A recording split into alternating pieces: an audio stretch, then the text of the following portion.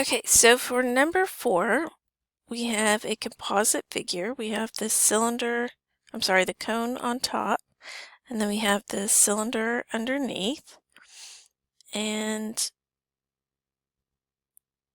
what we're going to do is find first in 4A the volume of the cone, then in 4B the volume of the cylinder, and then in 4C we add them together. So for the total composite figure volume. So for the volume of the cone, we have 1/3 pi. Our radius is going to be, let's see, if it's 12 all the way across the circle, 6 would be half. Then we have our height of the cone.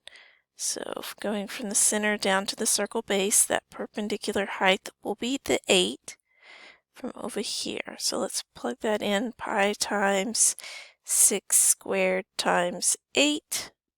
Remember, to enter 1/3 in your calculator, you're just entering 1 divided by 3. Every fraction is just a division sign. And so this comes out to be 301.5928. So we would round that up to 301.6 to the nearest tenth. And that's meters cubed because it's volume. For the cylinder, we're going to do pi. R is again 6 squared. Our height for the cylinder is also 8.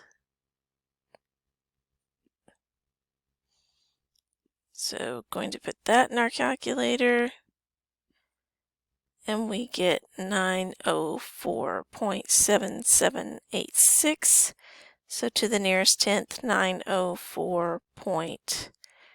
That's going to round up to 8 meters cubed. And then lastly, for the composite figure, we're going to add the 904.8 and the 301.6 together to get 1,206.37, so that would round up to 4 meters cubed.